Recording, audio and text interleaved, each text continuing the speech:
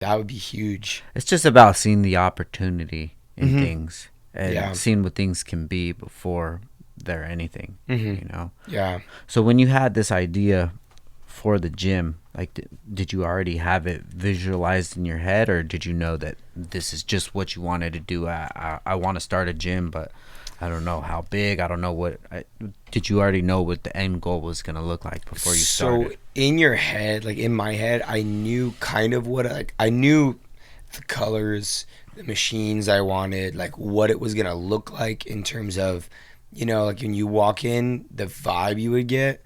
But I didn't know jack shit about square footage or about like, organizing. I mean, we reorganized that first building, like the actual equipment. We probably reorganized at least 10 to 15 times, Mm. which is a monster to do with like 4, 5, 600, 700 pound things. But we were able to reorganize, move things around, manipulate stuff.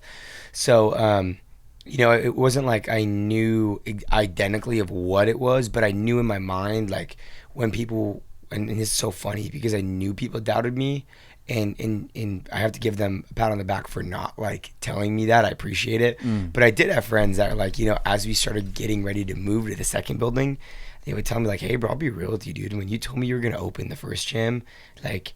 I thought it was just gonna be some bullshit little turf, like kind of, one-on-one training, group training, and I said, well, I don't blame you. I'd never done anything before. Why would I expect you to see what's in my brain? Mm. So it was my job to go out and like lay the vision out and actually create it.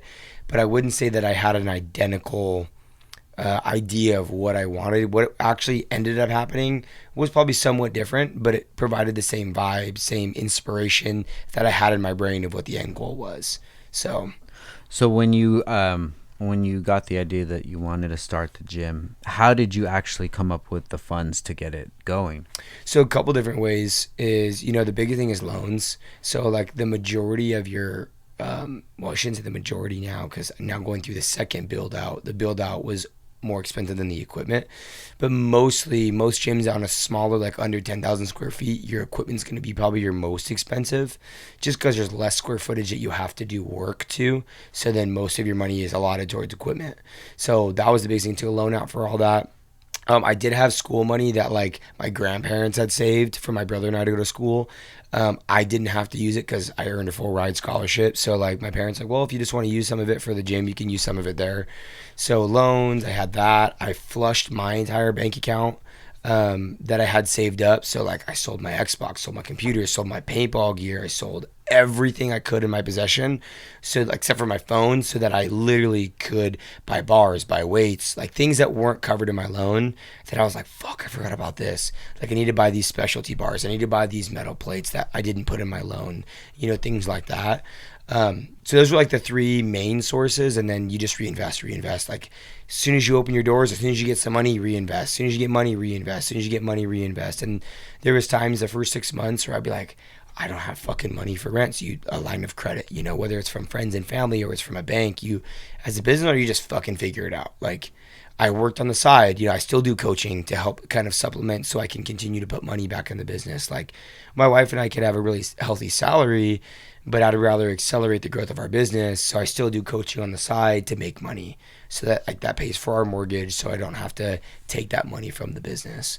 So as a business owner, you just figure it out. But in the beginning, it was loans, savings, and then any extra money that we were gonna have for school, but we didn't have to use it. So, Damn, that's but crazy, we bro. started small, bro. So like I see, like I had a kid message me on Instagram the other day, and he was like, "I want to do the same thing you're doing."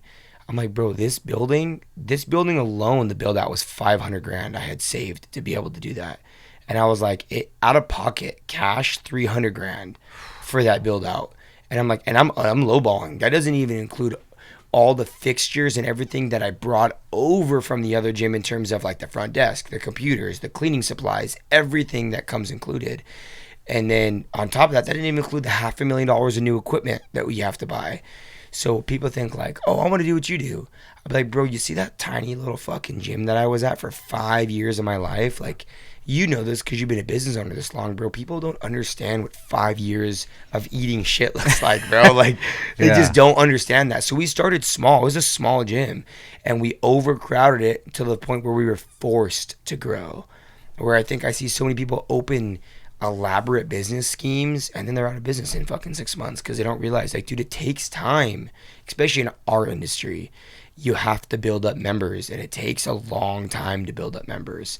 So I think people just go way too hard on thinking it's easier than what it is, and it's not fucking easy. Yeah, for sure. When did you start to notice that that your plan was starting to pay off? Like, how far into the business? So we were 5.5 months into the business, and then COVID hit. We got shut down. So, but Fuck. we were very conservative. My dad is an Excel spreadsheet god, like I said.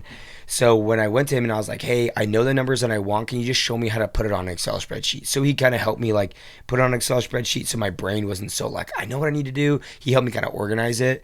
And one word of advice that he taught me that I will tell everyone, whether it's you opening a business or you're buying a house, like always give yourself like a 50% contingency. If you think that you're going to get 100 members the first month, you're probably going to get 50.